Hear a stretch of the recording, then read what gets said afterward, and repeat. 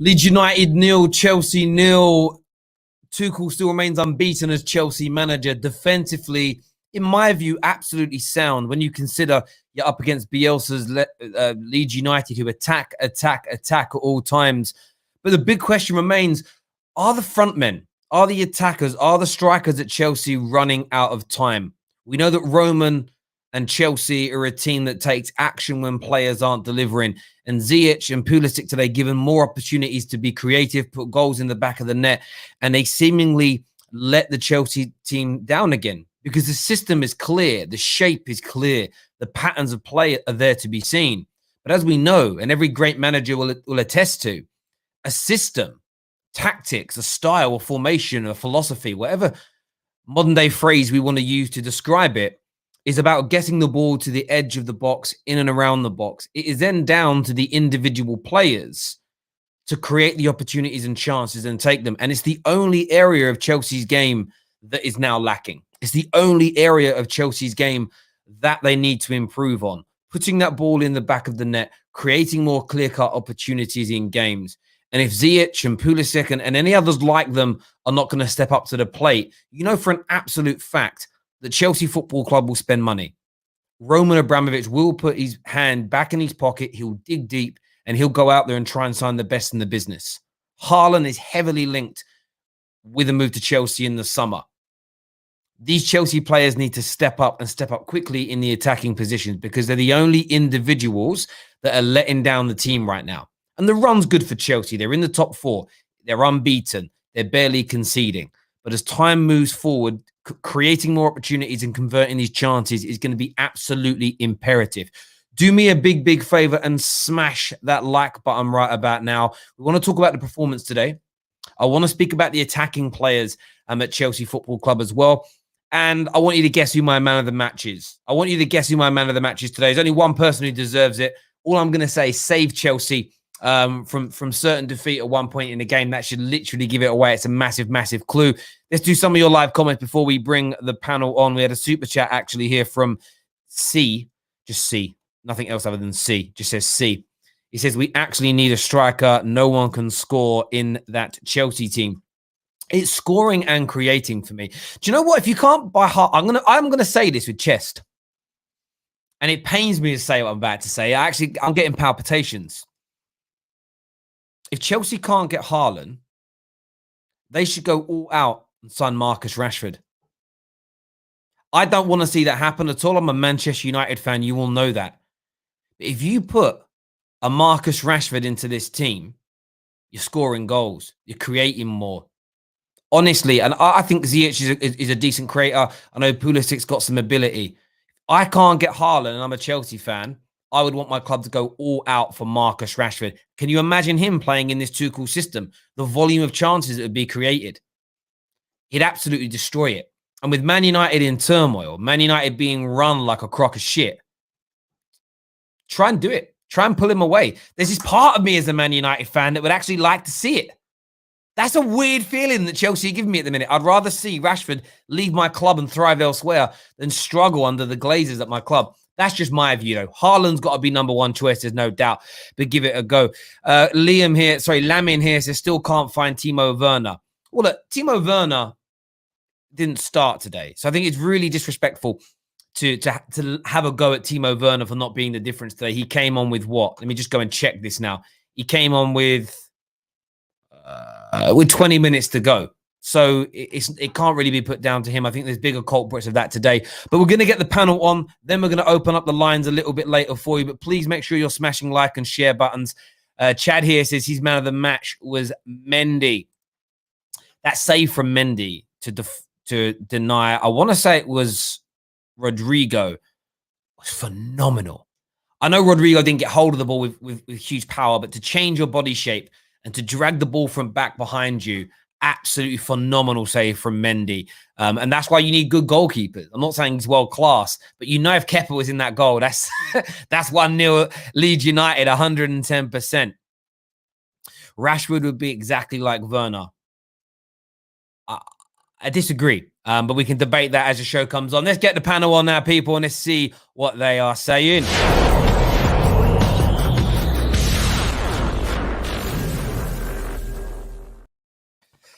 afternoon, all afternoon. Disappointing result for I know yourselves as Chelsea fans, of course, always want to win. I want to start first with Anita, really. Solid, really defensively. They opened you up a few times. We know Leeds are going to do that to most teams they come up against. What went wrong for Chelsea today in terms of getting the 3 points? Is it purely your forward men not creating and finishing their opportunities? Yeah, man, I've said it several times. Our final third is a problem. Like, someone in the comments said Anita's going to slander Pulisic. Well, if I don't slander Pulisic, who will? Yeah, who actually will? I asked the guys in the chat earlier, what did Pulisic contribute today? No one answered me. So, if anybody does want to answer when we go on, then, feel free to answer me. But to be fair, I just feel like, our front three today, they weren't so great. I feel for Havertz because Havertz did have a couple of chances that he just didn't bury, which is, story of Chelsea's life this entire season. But at the same time, I just feel like everyone had a part to play. It got to the point where our centre-backs were running balls like all the way to our final third because no one was doing anything. We saw Christensen and Rudiger just banging in balls, and they're in the final third. I'm thinking, if they have to recover, what's going to happen? Fortunately enough, they didn't have to recover when they were that far up the pitch. But it's a problem. It's kind of scary at the moment, but at the same time, do I think if Werner started and Callum Hudson-Odoi started, we would have won the game? Yeah, 100%. I think we would have won the game. I think Pulisic, Mason Mount, and what's his name? Ziyech were poor today. All three of them were poor today. And you guys know, like, I'm not David. I like Mason Mount, but we do need to criticize him where we have to, innit? And today just wasn't his game. It was one of those games where he just didn't deliver. Pulisic, I've already told people about Pulisic. Pulisic, in my opinion, was one of our best defenders today. He made so many clearances. He made so many blocks. In our own third, and I thought, yeah, you know what, like, you're doing what a wing back or a right back should be doing. But going forward, he offered not that much. Like, he had a couple of shots on target, and I'm just thinking, if you just put a bit more power on it, if you're a bit more clinical, these shots should be going in, and they weren't going in, and that's a cause for concern. Ziyech was in la la land today. I don't know. Every time I feel like Ziyech is progressing, he then regresses, and he did look a bit pissed off coming off the pitch today, which is fair because I'm sure he wanted to get the full 90, but he was a bit too slow. He wasn't. Yeah. He was kind of stinking up the place, And yeah, do you think? Boy, I just do you think this is something which can be coached into? Do you think it's a form thing? Do you think as they get used to Tuchel's system, they'll improve? Or do you believe this may be an area that Chelsea need to address with the checkbook and just go out and buy more creative or more potent attackers? People won't like my honest opinion. People won't like it. I'm telling you, Haaland needs to come. He needs to come. And the thing is, right, we're talking about creativity and stuff, yeah?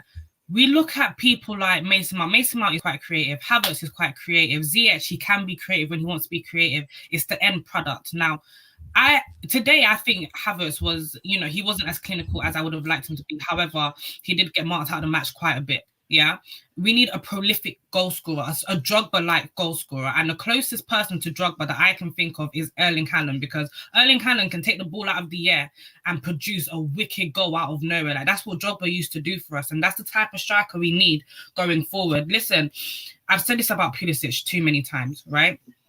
I don't care how much hate I'm getting from this Pulisic thing. My Pulisic agenda has been running since last year. So people keep telling me, oh, you're only telling him now. No, my G, I never really liked him too tough. Don't get me wrong. I give credit where it's due. When we came back from the flipping COVID-19 break, he was sick, yes. But before that, we're seeing exactly what he was producing, which is a bag of nothingness. And maybe in one game, he might get a hat-trick. Praying for that day. I hear you on that. David, do you agree with maybe not Anita's exact points around Pulisic, but there is clearly an issue here with finishing chances and creating opportunities here? And is Pulisic one of the main culprits or one of the major heads on the chopping block? I really don't think Pulisic is at fault today. I mean, he was playing wing back, so to ask him to be our main goal threat doesn't make sense. He was the furthest up the pitch. He was creating overloads, but again, like we just need to finish our chances. Again, another poor performance from our player of the season, I'm being told. So, yeah, doesn't shock me at all. I think Kante. Kante. I think he's close to the end. I can't even lie. I think not this season. Not this season. I think maybe one or two seasons. I think Kante might go. Because I'm that honestly. I was so frustrated. Like someone won the ball back, and all he had to do was literally play a simple through ball to Hudson-Odoi, whether he was onside or not. It was very close, and then he just overhit it again. And it's just another game where we've created loads of chances, but didn't finish them. But one thing I do say is that it is Leeds, and Leeds are like they're anomaly games because of the way that they play. No one else plays football like them. So I will, hold my opinion. It's not set in stone, but it does need improvement, the finishing. How about yourself, Jem? I mean, disappointing result, of course. Why are you just not scoring? The Tuchel's system, I think, is excellent. He's getting you to the edge of the box. We all know that's the idea of a system, is to get you there. Why are you just not scoring the volume of goals needed? And to David's point, you're playing Leeds United today. With all due respect, they're probably one of the easiest teams in the Premier League to score goals against because they are so open. Like Man United that struggle, put 6 past them as an example. Is it personnel? Is it? I mean, I've seen there's a super chat here for an example. It says, "Big up Terry." As a United fan, I don't get the hype with Tuchel. In my opinion, he ain't all that. And I do see some people on socials, especially rival fans, talk about the system being the issue. It's too lethargic. It's too slow, trying to walk the ball into the back of the net. Is it Tuchel's system, in your opinion, or is it just about individual players stepping up and delivering? They're all frauds today. I don't know why we're sitting here picking out individual players like we always do.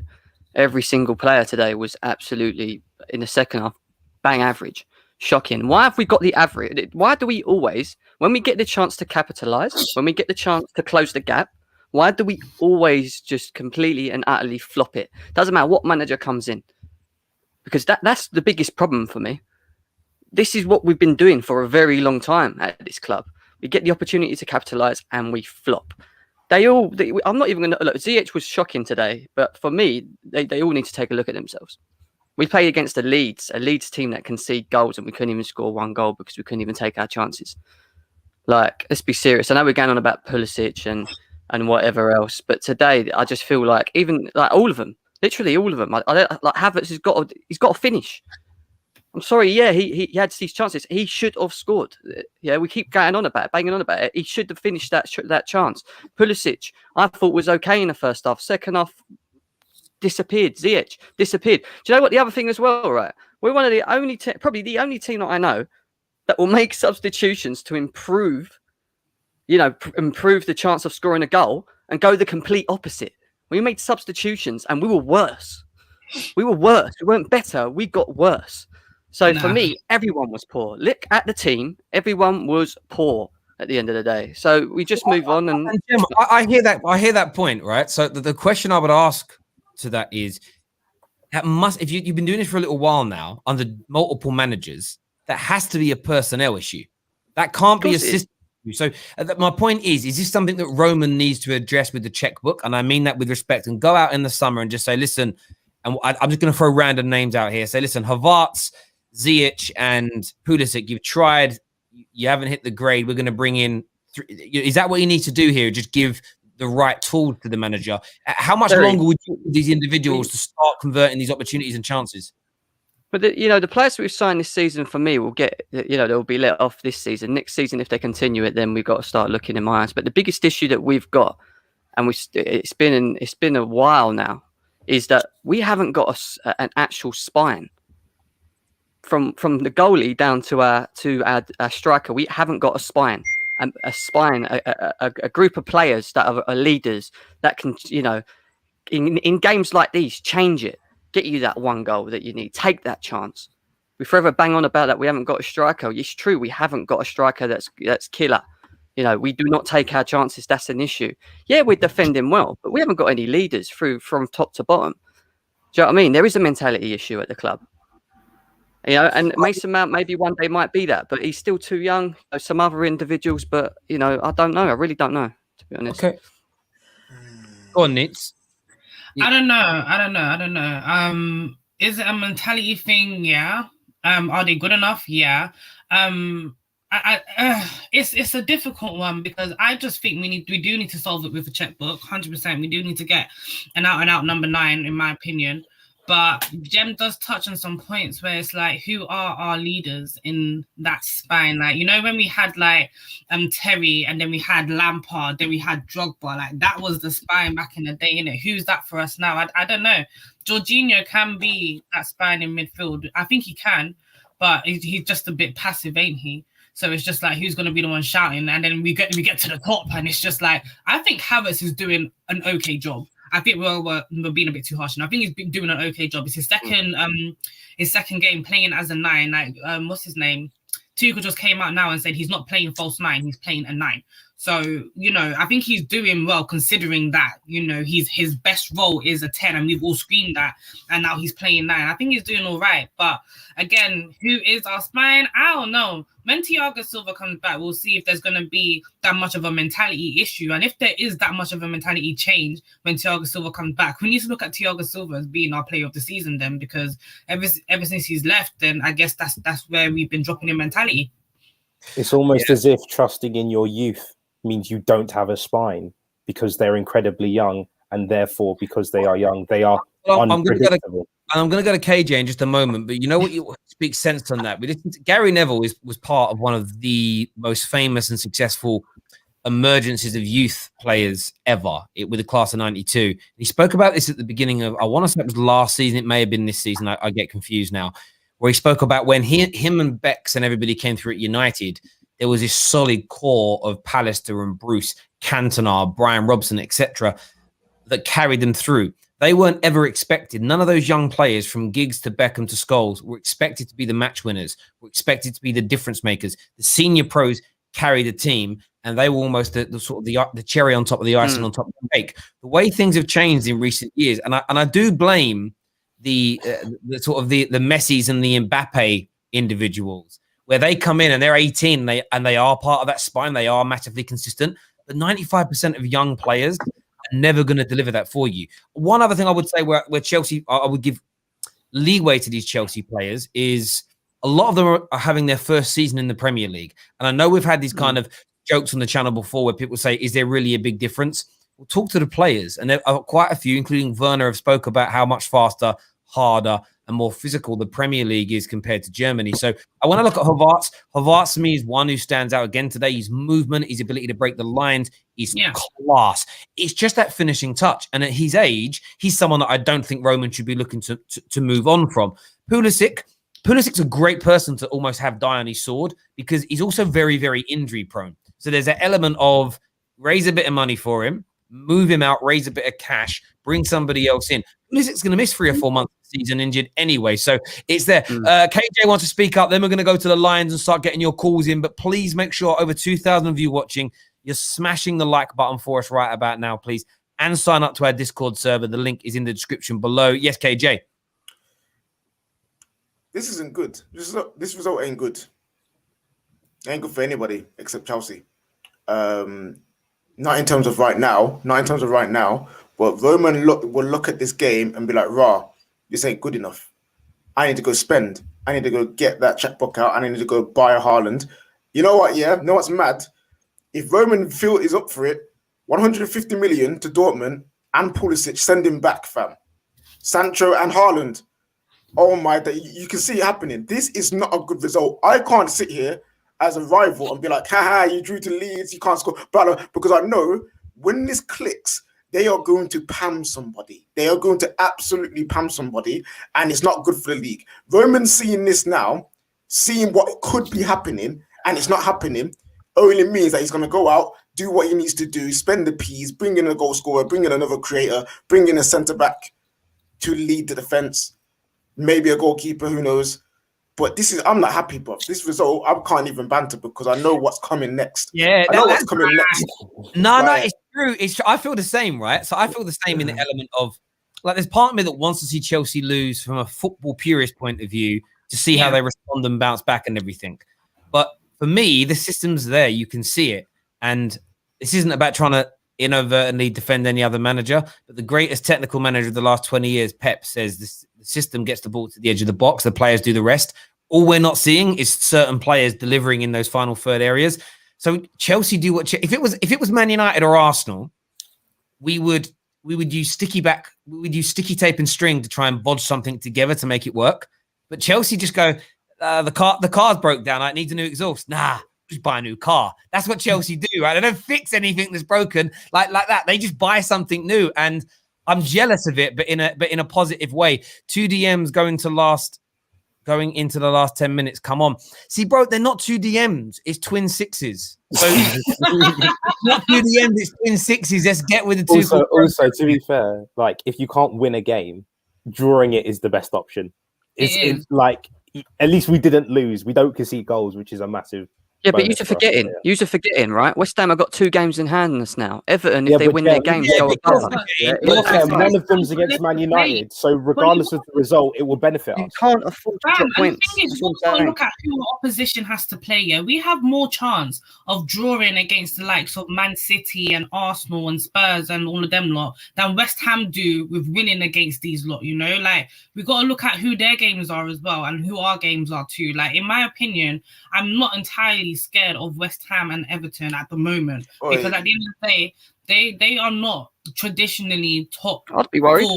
Teams, and it's about keeping that momentum going. And on top of that, Leicester have a bag of injuries at the moment, which we have seen has affected Liverpool. Who's to say it's not going to affect Leicester? It's all up in the air, and I don't think that's something we should be stressing out about right now. When the time comes, you guys don't need to stress about it. You guys don't need to stress. I'm not worried. You guys literally all you have to do is remain calm, remain level-headed, and when the summer comes, get ready for the gas again.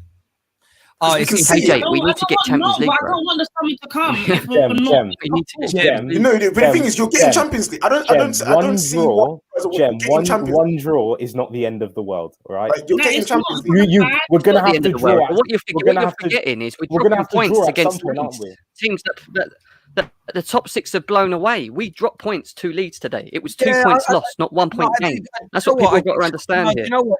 Okay, listen. You can't gain points every single game. You're right about that, but you're going to drop points. Man United panned these guys by scoring 6 goals, but then we lost to Sheffield United, bruv. So, like, it's football isn't as clear cut as well. All the other top 6 have beaten Leeds. The fact we haven't beaten them means we're worse than them. It don't really work like that. I think in the grand scheme of things, you're going to be okay because you'll go back to winning ways. We're going to add more callers to the stream now.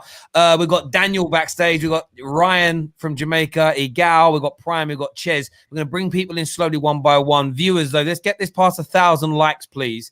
Get that done for us right now. Yes, I'm talking to you, the viewers. Please get that done.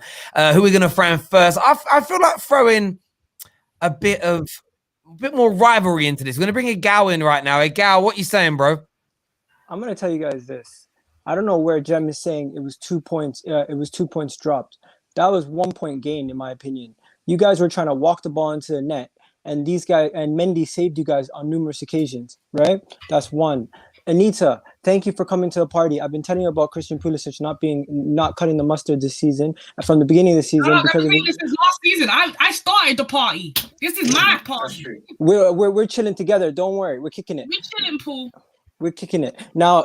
When it comes to the whole thing with Thomas Tuchel, he's gonna drop points eventually. I don't get the meltdown. I don't get the whole thing. You guys are gonna drop points no matter what. You aren't invincible. Like just because you won a couple games, the whole Chelsea meltdown, people meltdowning, it's too reactionary. Everyone, you guys are way too reactionary. I get it. We're doing a post-match reaction, and this is your raw reactions after the game. But everyone needs to chill. At the end of the day, your Chelsea team is good enough to get into the top 4. That's going to be the projection at the end of the season. You guys are going to get into the top 4. You don't have to worry. You don't have to stress. Now, what you need to understand is, as a fan base, you can't say, "Oh, we need to go out and spend and change the whole team next summer." That's going to mess up your whole progress for the season. Next season, if you guys want to do well, you need continuity, you need cohesion, and you need to go into the next season with similar players, and maybe don't even go and buy a Haaland. Go get a Patson. Egal. No one's first of all. You can't go out there and get a replacement. No. I'm not throwing salt. Listen. Anita, this is not even banter. Anita, I heard you say you want a Didier Drogba replacement, right? Okay, I got you a Didier Drogba replacement. It's not Haaland. Go get Patson Daka. put him in your team. I You're swear to an God, idiot. your whole team is Why going to would- be better. Igal, why would I get Patson Daka when I can get, instead of Haaland, when I can get Haaland and Daka? No, Doesn't make 'Cause sense. Look, Igal. You guys We are can spend, honestly. Igal. If we go out and spend 250 mil, but we buy 3 or 4 world-class players, yeah, none of us will be complaining. Haaland is essential because we need a striker. We need a world-class centre back. We do. Always say that. That's what we need. Yeah. Okay, but if you blow your load on one player, you're gonna end This up is You don't Chelsea, bro. understand. Igal, This you is don't Chelsea. understand. This There is the no history player- of the Chelsea, bro. Igal. What's it? Roman isn't going to stop spending because of 100 mil signing. I'll tell you that one for free. I'll tell you that one for free. He won't stop spending. My brother. This is the history of the Chelsea, my brother. They don't care. They don't care about one player costs 150 mil, so that means we can't get more players. Bro. I'm just trying to bring some logic. I'm just trying to. They will be like money man. You're thinking about Chelsea with an Arsenal brain. That's what you're doing. Yeah, You're thinking about Chelsea with an Arsenal brain. You're thinking about the wrong point. Roman is the type of billionaire. I told you. I was at a car fair thing once in London. I've never felt so minuscule and tiny in my life because I was surrounded by multi-millionaires and billionaires that were buying cars that were worth more money than my house, right? And there was these 2 billionaires bidding over this prototype car, right? And they ended up spending the guy that got it spent like £4 million on it or whatever. There's no engine. There was no seats. It was the model of what this new car that's coming out in 10 years is going to look like. That's what people like Roman spend their money on. They don't care. And do you know what? He literally sneezes. And in the time he sneezed, he's made interest back that's giving him loads of that money back. These guys are so rich. They don't care. They've got more money than God. Igal. I hear your point, but you're looking at it like there's a shoestring budget comparatively, like it's Arsenal, like it's Tottenham.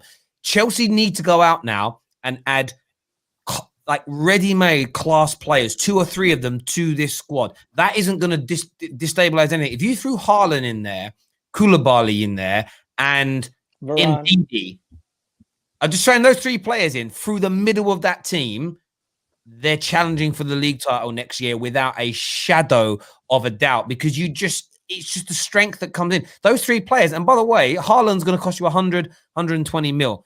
You could probably pick up Koulibaly in the summer for 50 mil and Ndidi for 50 mil. That's 200 million quid. That's a lot of money to me and you from a footballing sense. But for Roman, that's just a normal summer. That's him wiping his bum. Igal, that's him wiping his bum. You don't have assets that we can sell off as well. Yeah, 120 mil for Haaland looks bad, but when you can sell Loftus-Cheek for 30 mil, get another 10 mil for Danny Drinkwater, suddenly that's a third of the price gone. If you want to look at it, that micro scale, you're forgetting Chelsea's side business, loaning out players. You know how much money they get from loaning out the man them, bro? They literally buy players just to loan them out to honestly, Chelsea there's a way to describe it. I will not say it on here because it's kind of mad, but it's very mad. Chelsea are basically out there on the street corners in West London dealing players, brother. That is what they're doing. I'll say it. My platform, I didn't say these things. We're gonna add Daniel to the stream now. Daniel, welcome, bro. What do you want to say, mate? Hey, get me Erling Haaland, man, ASAP. ASAP.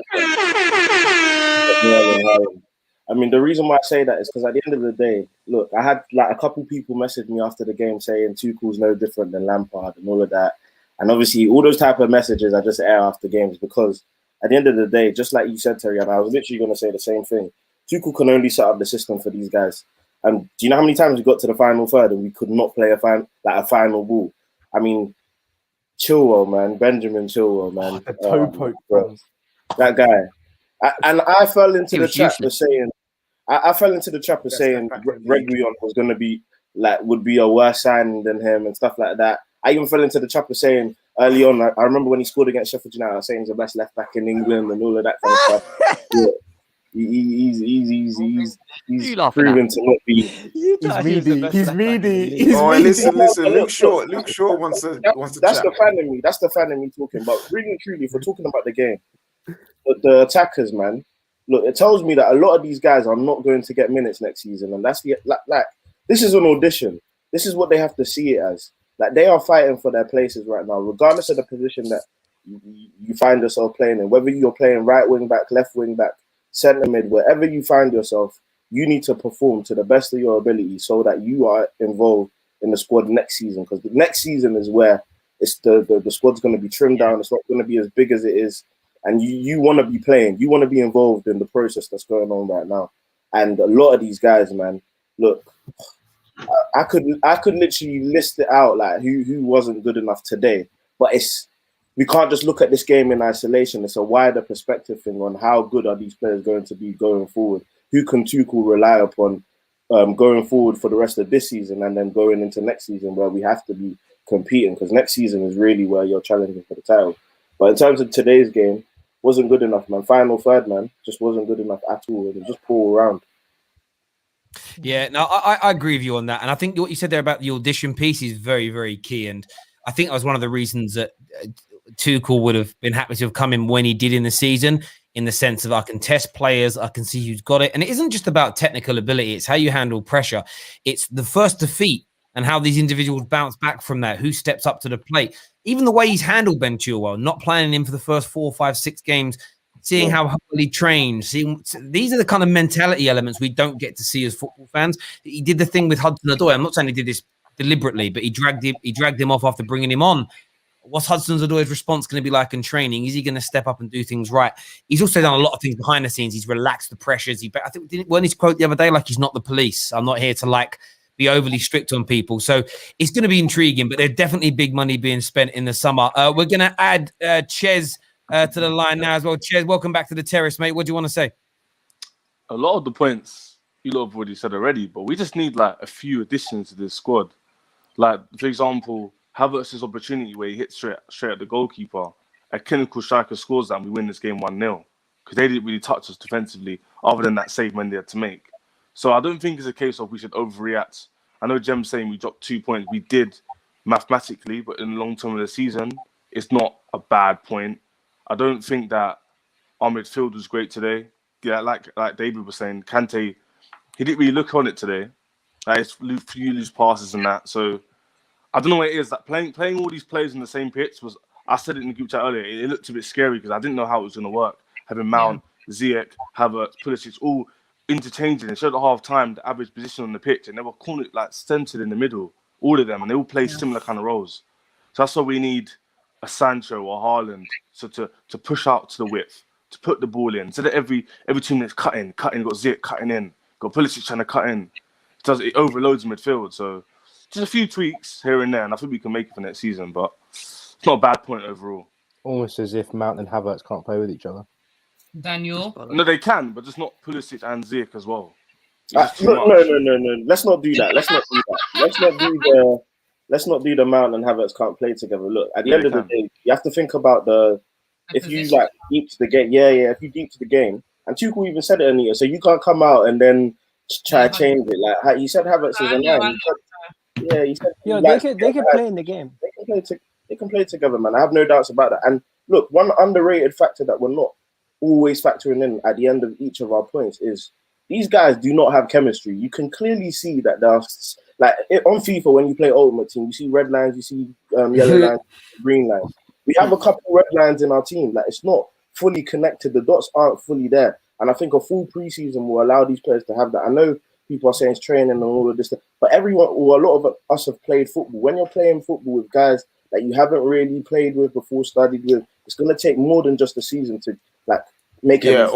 And if your play styles naturally don't suit each other either as well, it doesn't help at all. Yeah, this is not, and this just my last point. This is not like Alex Ferguson bringing in a Berbatov to complete the puzzle. We've literally brought in so many different jigsaw pieces from the African map, from the North America one, from the South America one. We've got different pieces for different puzzles, and it's just trying to fit it all together and make one big happy puzzle.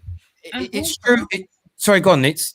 I was also going to say, touching on all of that, we have to remember, these players ain't got chemistry. And the thing is, right, one thing that we forgot to mention is the fact that Tuchel had to rest players today because of a big match midweek. You know, like, I look at it. If you look at it that way, and then you look at like previous seasons with even bigger teams than us, like when they've got a big match midweek, they tend to rest their players, and you know the results on the weekend is not always going to be high and flashy, especially when we haven't got players who can deliver in that final third. So I can't say, like, when I saw the lineup, I wasn't really impressed. I was just thinking, I don't think we're going to get a goal today. And that's exactly what happened, you know?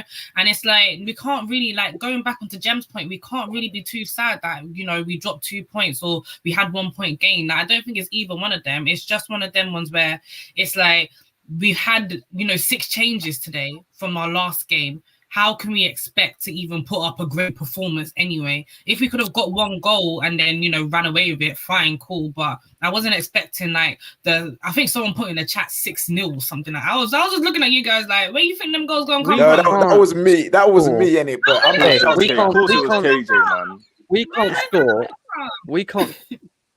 We can't seem to score more than 1 goal. And even That's if we not get true, 1 because goal, we we struggle scored to 2 get in a the last second. game. We struggle to scored get a 2 in the second. last We game. do. We scored 2 in the last game. We We do scored not 2 in the make last game. enough chances in games. Today we did, yes, and we we didn't do. take them. Don't finish It's them. either we don't You take know them or what we it don't is? make That's not enough true. chances. That is not There's true. not a real Jem, balance in what we're doing. Guys, So- Jem, I went and did the statistical breakdown after somebody said that in the last game. So I've got it on my paper here somewhere, but actually I think I did it in my video that I put out the other day. You were averaging around 11 to 12 chances per game on the French squad. You're averaging nearly 15 per game now. So you are creating more opportunities. People, what is On exposing? target? But chances don't. If I have a chance and I miss the target, that's still me missing a chance, bruv. Like the point is, you're creating more chances now, and I think you're creating better chances. What it is exposing is the lack of clinical edge in your players, because it's protruding more because they're missing more opportunities. The player gets 1 chance in a game and misses, you think unlucky. If he gets 3 and misses all 3 of them, you think you're shit, because it stands out a little bit more. That's why I think a lot of people think you need players. But where you've got to defend even the players in this Tuchel system is they've not really had any opportunity to work on the system. There's a game every 3 or 4 days, which means you play, you rest, you do a few light training sessions and work on setting up for playing the team you're going up against. So the example will be tomorrow you'll rest, and then what day do you play Atletico? Is that Tuesday? Wednesday. Wednesday. So you'll rest tomorrow, and then Monday and Tuesday you'll spend time working on how you're setting up against Atletico. You're not working primarily on the Tuchel system, on the Tuchel style of play. So a proper preseason, as Daniel said, is going to be so important to embed that in people. And the only thing that could be difficult for Chelsea with the new signings is if they take too long to get in. Ideally, you want them nice and early so they get a full preseason. And as KJ came on and said at the top of this, it can be so dangerous. So dangerous. One thing As well as that, people forget that beginning of the season. Go on, mate. Yeah, people forget beginning of the season. No one thought they would gel. It's only because Lampard did like a decent job with them gelling so quickly that people kind of forgot about it. But now we've had new players come in, then we've had to change manager in the middle of the season, and people are expecting us to put like 4 or 5 past teams. Doesn't really work like that. Like that's not really realistic. No, so that's why. It was you, man, who's saying the gelling don't matter. The gelling don't matter. Most Chelsea fans were saying, "Oh, the gelling is a myth. Oh, we can do it. We'll look at it. We're Chelsea." So your point is true, but it would be true if it was. It would be more true if it was only rival fans saying, "Yo, they'll draw quickly." Now it was your man them saying that you weren't. No, but KJ, there's a difference between responding when you're on the back foot and responding when you're actually being logical about some of the things that you're saying. Do you know what I'm saying? Like, deep it. A lot of the things like ZX better than Bruno Fernandes. That's just us talking as fans. Do you know what I'm saying? And this is what I keep saying. Sometimes that's not even true. No, of course. But I'm saying sometimes, as analysts and podcasters, let us be fans sometimes. Like, let us have our fun if we're playing well. Do you know what I'm saying? If Chelsea go on a mad run, like we're not allowed to say that we're the best team in the world anymore because no. I never said. Let's not get too far away from this. Let me bring it back. Let me bring it back to the main point. The main point I feel like is whenever you guys rotate your squad, you have a lot of creativity. You don't have enough finishers. Look at your whole team throughout the whole season. You don't really have many finishers. So Giroud in the side when he plays, No wonder he pops up with a goal because he has so much creativity around him. His job is so easy for him because all he has to do is finish. Exactly. If you had more finishers in your team, which you guys do need a striker, I agree with you there, you would definitely have a better team. But the problem is every time you rotate, you're going to be rotating out that finisher, which is Giroud. You know what? And this isn't to put anybody's point down. It's as if saying that the best systems that work consistently tend to have the best players and consistent players in their individual position. You know, if you have a team that has consistent fullbacks, consistent centre backs, consistent midfielders, consistent creators, and consistent scorers, you'll win a lot of games. Yeah. Yeah. Yeah. Do you know what I mean? And yeah, in other news, water is wet and you need oxygen to stay alive. No, but that's not what I'm saying, Terry. I'm just saying I'm there's not no saying balance. you're saying that directly. I'm saying it's this case of Chelsea have got one major piece of the jigsaw missing right now, and that's finishing. I think the other is back to Anita's point earlier, is a bit more leadership and a bit more just that's it, leadership, a bit more leadership in the middle of the park. We're going to add Ryan in from Jamaica now. Ryan, welcome back to the terrace, bro. What you saying? Hey, Terry, what's going on? Yeah, I'm good, bro. What's in your mind? What do you want to say? Yo, you know, I'm listening, you guys, and I'm listening what everybody is saying, but one thing we're missing for Chu is a striker. That's all. I don't think, even when you said that we need a leader, let me tell you what happened when a team winning. So when a team winning, we don't even see these things. Because if we win today, we wouldn't ask him for a leader. If we win today, I think the guys them just have their mind on midday game. That's what I think they have their mind on. Because we're creating chance, bro, we're just not finishing it. So if we have a striker, if we have a Haaland today, I don't care what Eagle was saying. I always want to come for him because I don't know why he think that because we come from England, he think that we and Arsenal is the same thing. No, bro. You and Tottenham and them Monday is the same thing. I understand? We are spiking. We are Chelsea. We go out and we do everything. Right? So I didn't really want to come from to let you know that, listen, don't match with them Monday down there. But anyway, though, that's what I'm saying. We just need that striker, bro. We need the players them to be more clinical when they're there and just finish the thing, man. The thing, so it just hurt me when we see the man them get chance. Today, get a chance, bro, and lick it high up when the far post over there, so when could I go? You understand? Pulisic hasn't the saying just to kick the ball like he think that he's playing skimmage in his backyard. You get what I'm saying? So I don't know what these players need to do, man. These players just need to be just. That's all we need is just finish. Because once we're winning, we don't find these little. We need leaders, but I'm saying if we were winning, we wouldn't have these little problem. You understand? If we're winning these little games, we wouldn't have problem about the midfield. David said a thing there that I like, David, that we know Conte is world class, right? But simple two ball, he's overhitting. These are just the things that the man just need to step up and do. You understand? Those little things.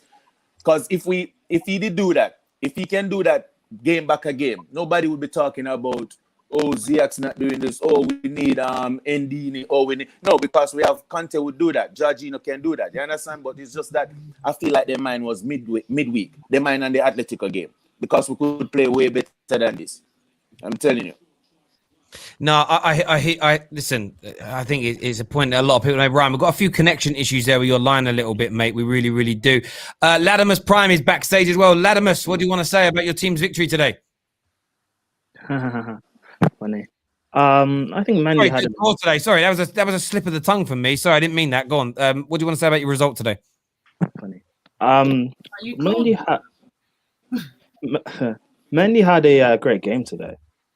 Oh, I think he was. I think I said this in the group chat, didn't I? Oh, Yeah, I think he was our man of the match today. I'm just happy that you're on his what's it, his side now. I'm on his what? You're on his side now. You're on the side now. No, I would still like a better goalkeeper if we can get one. Eat your words. So, but yeah, whatever. Anyway, yeah. In terms of our final third play, well, yeah, that's something that has been a problem all season, and I've been saying that we need. If it's going to be Haaland, then fine. I just hope that our board act quickly in the summer, so it's not something that we have to be dealing with, and they'll just end up not really signing priority targets on what we need. Prime doubt.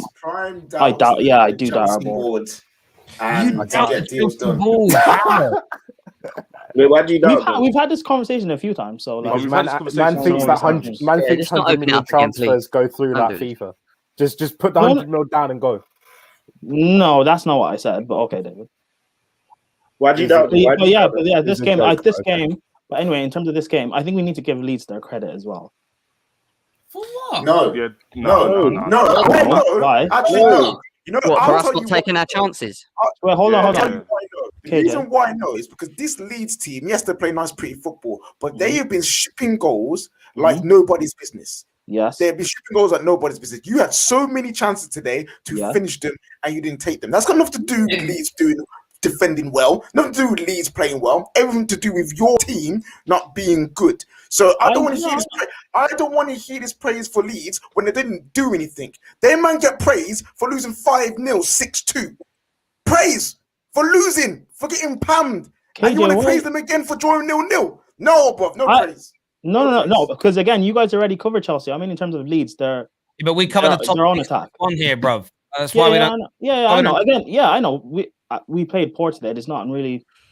So why are you praising Leeds then if we played poorly? Because he loves Bielsa. That's why you should know that. No, because what they did going forward, and I think we handled it defensively. Our attack going forward was poor. Wait, so hang on.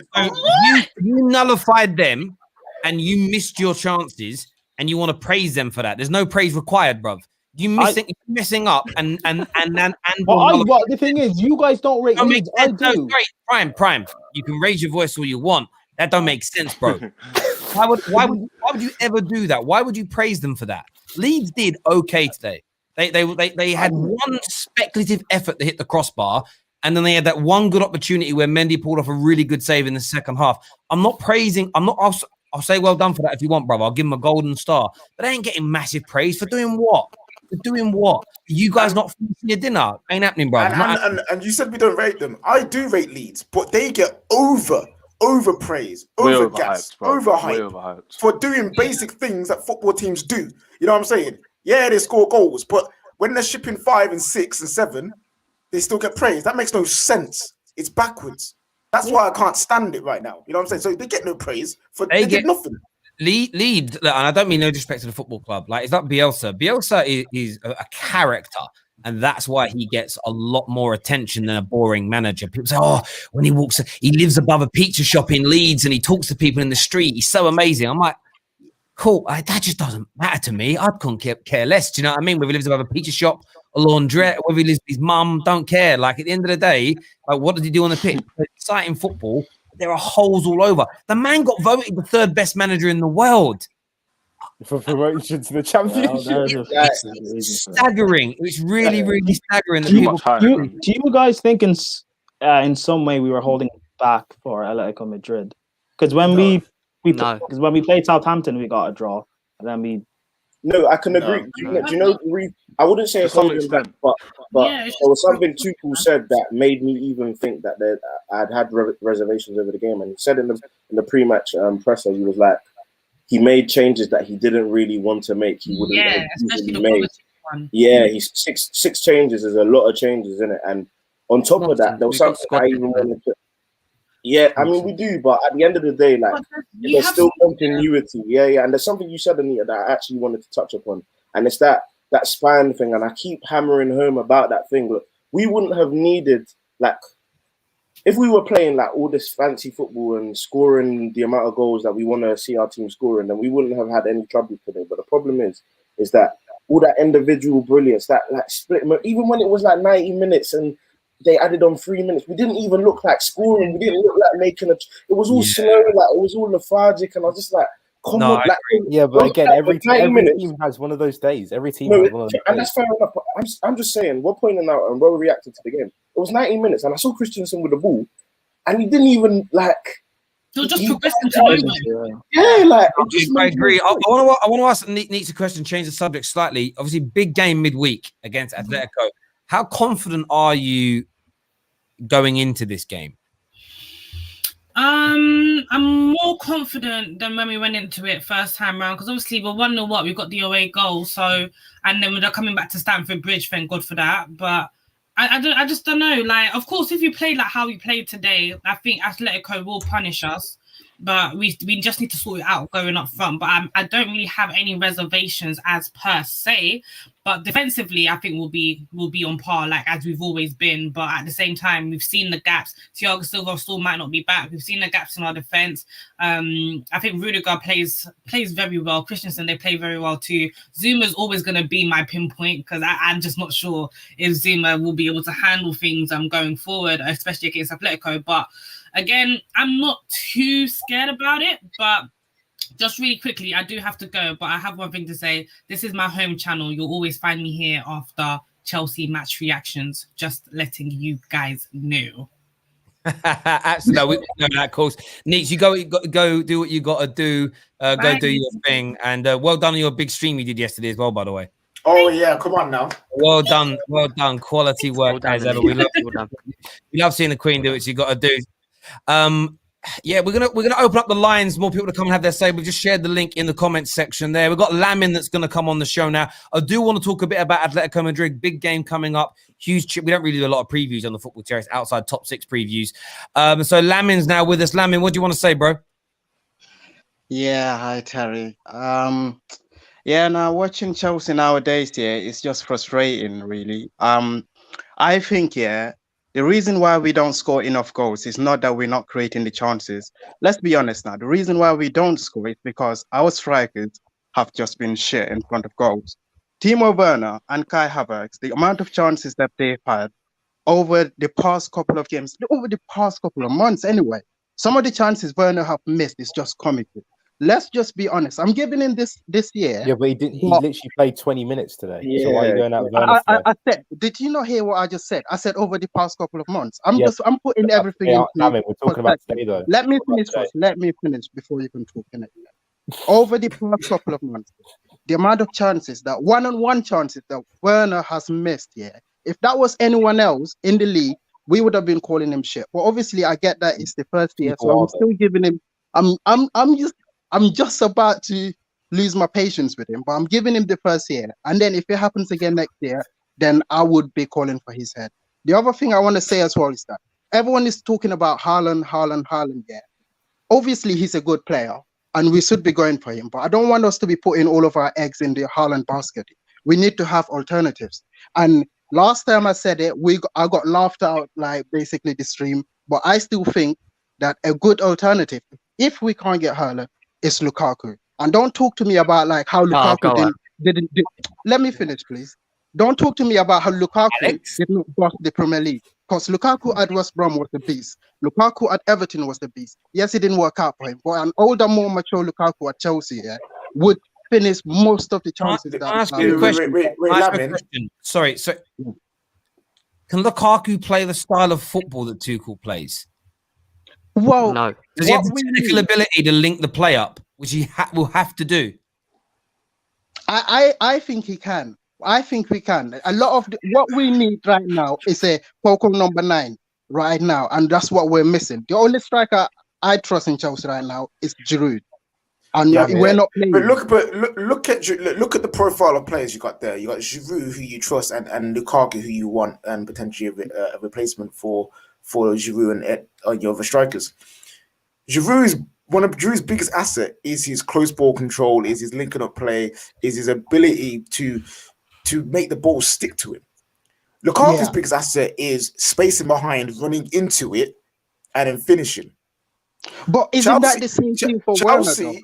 No. Yeah, and the same for Werner. But you're calling Werner crap. So I don't see why you don't. I don't see why you want Lukaku, because Chelsea they play against a load of teams who play low block. And if you watch him at Manchester United, one of the reasons why it didn't work out is because Lukaku against low block teams wasn't working. When we was asking him to make the ball stick to him, we was asking him to be the hold-up guy. He's not a hold-up guy. He is a getting behind. He's a getting behind striker. And the Chelsea team right now, what you're playing now, don't play like that. Under Conte, yes, you should have got him. Like, he would have been perfect. Hence why he's doing well at Chelsea now. But right now, Chelsea, Lukaku. Lamin,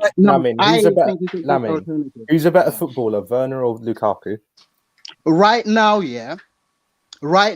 if he asks me to pick one, What's No, what's that's the not goal what of I'm a asking. striker? No, that's No, not what's what the I'm goal asking of a you. striker? What I'm What's the number asking one you, job of a striker? what It's to I'm finish. asking you, who is a Mhm. better technical footballer, Werner or Lukaku? A It's a better tough question. technical footballer. Yeah, Let's look at their technically. position first. Are you talking? No, Let's look at their I don't. position. They're No. both It's a strikers. don't pull a prime here. No, Simple yes or no, no no, no, question. no, no, no, no, Yes no. or no We are question. talking Answer. about strikers here, Answer my question. right? Answer my question. We are Lamin, talking answer my about question. strikers. Answer my question. We are talking about Answer my strikers. Right? question. Okay. Answer Are we talking my about question. strikers here, right? Yes, Are we we are talking talking about about strikers? strikers. Can you Okay, answer my then. question? I would go with Lukaku. Okay, fine. That's fine. That's I what I want to wanted ask. to know. I want to ask Daniel. I want Reactionary. Daniel's view on this. That's what we Well, are. Daniel, do you think? Look, we know Lukaku can finish chances. We know this. That's not even a debate. Do you think Lukaku has the football technical ability to operate in a successful Tuchel system? No.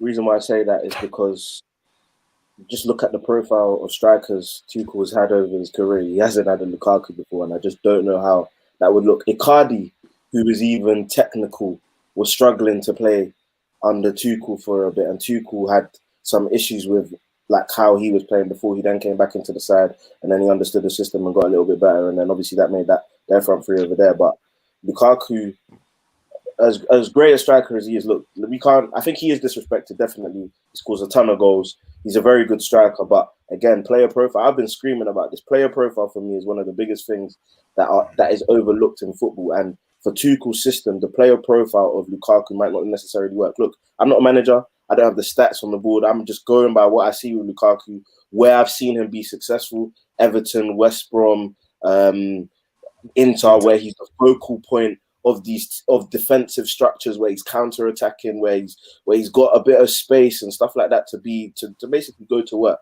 Man United, he needed to link up with Martial, Rashford, and all these guys there. He was seen as a hindrance to the team. When he was at Chelsea, a huge reason why he got sent out on loan was due to him just not. Obviously, I know he was younger and all of that, but he just couldn't hold on to the ball a lot these times, and he wasn't technical enough. So I just think that Lukaku under Tuchel, when I look at the Aubameyangs, the Icardis, the guys that he's worked under and worked with, I just don't know if Lukaku fits that. I hear you on that. Listen, Lamin, thank you very much. Great call, bro. Thank you for coming on and having your say as ever. Next on the show, we've got Slens Talks. One of the last callers of the day. Slens, what's on your mind, mate? Lukaku to come in. What do you reckon?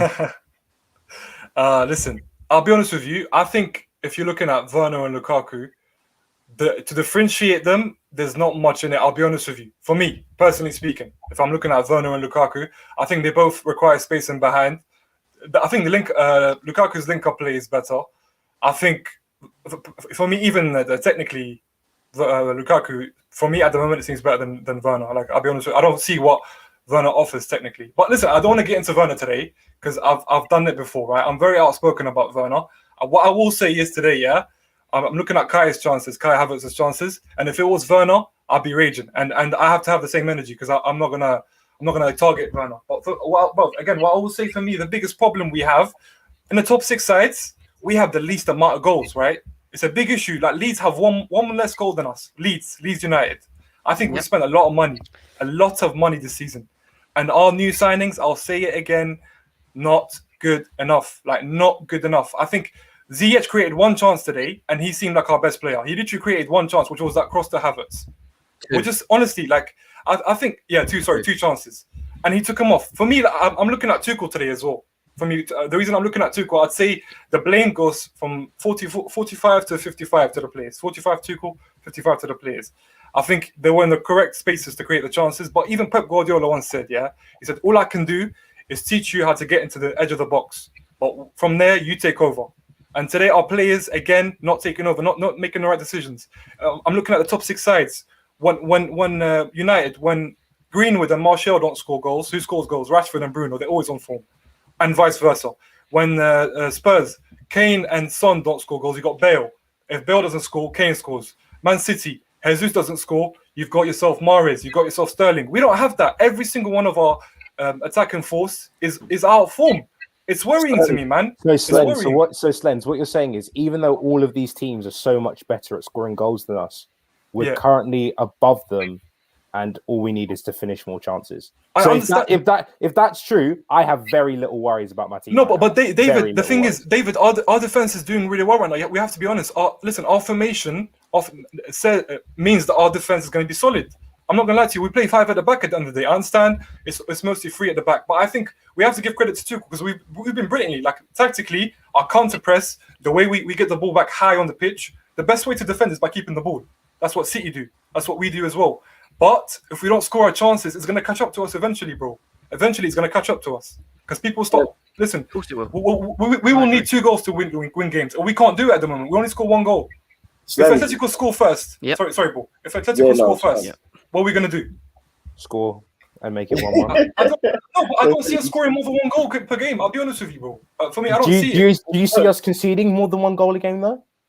I know, but the thing is, if they score, we'd score 2. That's a problem. Otherwise, we won't go through. No. Do you know? No, Because we're playing at home. We're playing at home. Because if they score 1 and we score 1 on Wednesday, there's an away goal for each. So it's more about if they score 2, then you will need to score 2. Yeah, but exactly. Assuming that we can see 2, which we haven't done yet, would therefore it's like assuming we could score 2. Well, I think what I will say, where I agree with Slens on this, is a really good sort of point. Really, is you always have to keep evolving your team. There is no one said way to play. At some point, teams will work out a way of breaking you down, say easier. As an example, we've all kind of been bantering Liverpool for 12 months. You've been worked out, and then it's about your team adapting or being more potent at the other end. One way of stopping teams from attacking you is by scoring your goals. It makes people less, unless you're Leeds United, because they could be 7-0 down and they still open up. They still spread like peanut butter. Do you know what I mean? But they there's another joke I was going to pull there, and I thought, no, not with everything that's going on in the world. I'm not going to do that. So, but I think like you do need to start finishing more opportunities and chances, because if you do start conceding a few more goals, that's when it's going to become a little bit of a problem for you. But where I sort of get where David's coming from is that other side, though, that all your real issue at the moment is not scoring more chances. If you look at it in form, we'll put this up on the screen right when I get it. But if we go to the Premier League and go, when did he take over as your manager? Anyone know the exact date? 25th of January. Lampard was sacked. It's Wolves. It's Wolves. Is our first. Okay, but I need a date. So there we go. 25th of January. Yeah, he was sacked. Yeah, 25th of Jan. So from the 25th of Jan until now, you've played 10, and Man City have played. Oh wow, City have killed it. They're on 30 points. Right? They've gone mad. But yourselves, you played 1 game less, and you're on 22 points. But you're second in the table. West Ham are behind you on 16, then Leicester on 15, Man United on 14. And this is a coach who didn't sign a single one of these players. Has barely had any training time to implement his system. And he's got a 60% win ratio. If you win your 11th game to go near City, you'll only be 5 points behind this great City run they've been on. Like, Terry, can I just say, Terry? And 4 draws have been where you haven't actually scored enough goals. It hasn't been like you had to come back from behind. You start scoring more. If your conversion rate improved by 10%, those 4 draws, in my opinion, become wins. And you'd have 10 wins from 10. You'd be in 30 points as well. That's why time's just needed. You're that close to it. It's brilliant. But I was going to say, for me, listen, the way I see it is I'm not going to look at the manager at all. But for me, today specifically, I will, because I think last game against Everton, this was the most fluid I've seen us under Tuchel. We're very fluid. I think we were creating a lot of chances. We should have won the game by 4, not just 2. So I look at it, I'm like, listen, 6 changes after. Listen, they've had 4 days rest, right? 6 changes is a bit extreme to me because it's an important game. But what? Then I'm looking at on the other side. Our next 4 games is West Brom, Crystal Palace, Brighton, and I think it's West. I think it's a no league team. The 4th one of that. I think City's the 4th one of that actually. But regardless, maybe if we get 9 Newcastle points, might be in the way. Yeah.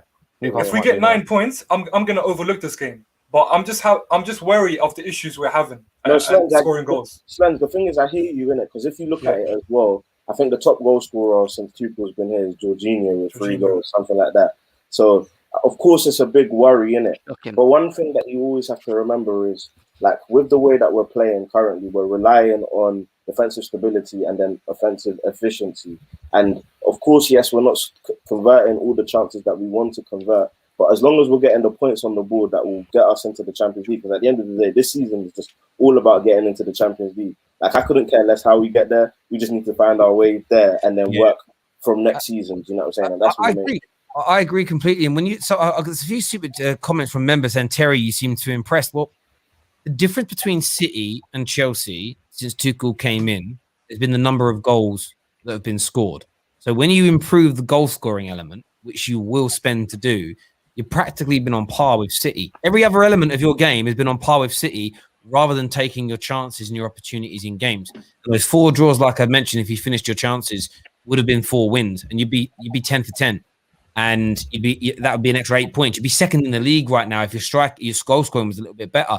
That's what I'm concerned about. If you'd have played, I know some people say it's new manager bounce, but for me, winning 6 and drawing 4 is a very good bounce, but it's system based, and there's one final piece of the jigsaw. Where I'd be less impressed is if you'd won 6, drawn 2, lost 2, but in all of those games you're being opened up. In all of those games, you're like, oh, I got away with a few there, or teams missed chances against us, etc. But there's just a collective sort of brilliance about the way the team holds on to the ball, the shape. You know, you've got like good centre backs, but they're just good. None of your centre backs, barring Silva, are world class. But the way your team is structured, you're protecting them. The whole system works very, very well. And as you add better players in the summer. Yeah. Oh, honestly, I'm looking at it from a Man United fan's point of view, and I'm trying not to be biased. What I really want is moan and cry that you checkbook and spend it. I can't though. I'm looking at something, and I honestly see Chelsea. You're going to be the team over the next 2 to 3 years, a challenging Man City for the top of the table. Yes, Jem. I know you said there's only one thing that we need to sort out. For me, it's 2 things. The last thing I would say that is for me, it's still a big question. In the first 15 minutes of that game, we played a back 4, and we looked open. The players that were playing in the back 4 did not look comfortable in my eyes. And if you watched throughout that game, he then switched to a back 3, and then we started dominating the game. One of the biggest questions I've got of this team still is whether we can adapt to different formations and different systems. Yeah, it's cool that we're playing in a style of football that's actually working for us at the moment, and it's correct. It is working. I genuinely think that our defenders are only good. Like you said, they're not world class. They're good, but the reason that they're playing so well as well is because they're adapting to the Tuchel system as a 3 at the back. But today we tried to switch it to a 4. And for me, we looked uncomfortable. We looked uncomfortable, mate. They hit the bar. You know, they had opportunities. We looked open, even from midfield to defence. We didn't look right, and that is still my question: are these players that we've got system players? Are they only good in certain systems? Can they not adapt to other systems? That's the second question. First of all, my response to that is, one, it's Leeds. So again, it's just an anomaly game. Nobody plays football at Leeds because it's man to man, everyone attack, everyone get back. So it's weird. But that's the reason why I think we do have a back 3, because our centre backs aren't good enough to play in a 4. So whacking in an extra defender, holding the ball for 70% of the time, means that they have less time to make mistakes effectively. That's what I think the back 3 is there to do. Once you improve the personnel next year, then you can start transitioning into a back 4. And also another thing that's next season brings is time, because we'll have a whole pre-season. We'll have another, again, the end of the season to go. And I get why Chelsea fans have got reservations. You want to get back to the top. I suppose I look at Chelsea through a lens of, it doesn't matter to me if you fail. Like, I'm not going to lose any sleep over Chelsea failing, because it doesn't matter to me from a fan point of view. But I'm just telling you, from an outsider looking in, the signs look very, very good indeed. And all you're really lacking for me are those additional moments of individual brilliance within the approach play towards goals that are required, that every single team has. And it's interesting, as I say, because if we had a coach as good as you and a board as good as you, I'd be very excited now as life as a Manchester United fan. I really, really would, because you're like, okay, we're basically 2 creators and a DM shy from being a very good team, really, at United. But we're not going to sign the level of player. You know, we'll have a young Ahmad score a few good goals towards the end of the season, and they say, no Sancho needed. Do you know what I mean? That's the way we operate, where you'll go, well, let's keep this young kid, and let's get a Sancho, and let's just throw a Grealish in there for luck as well. It's how big clubs should be run. Listen, everyone who's tuned in today, a massive thank you to all of you. We're back at 5:30 for a combined Arsenal and Tottenham Premier League 11, so make sure you're tuning in then. Thank you to everyone that's come on today. Anita, Daniel, Ches, KJ, Slens, David, Jem, Prime, Ryan, Gal came on as well. Thank you very, very much indeed. To all the viewers, make sure you're hitting that like button Make sure you're subscribing and you've turned on the bell notification button as well. It's going to be a very big week for the Football Terrace. I'm very, very, very scared, but also very, very excited as well to bring a massive announcement to you. So keep your eyes open, your eyes peeled, ears open. I don't know what the expression is. Ears peeled, that ain't right. Eyes peeled. Make sure you do that. It's going to be massive. I can't wait to talk about it. Listen, until next time, everyone, look after yourselves. Take care. Goodbye. God bless. Chelsea still unbeaten. Top 4 race is on. Let's go.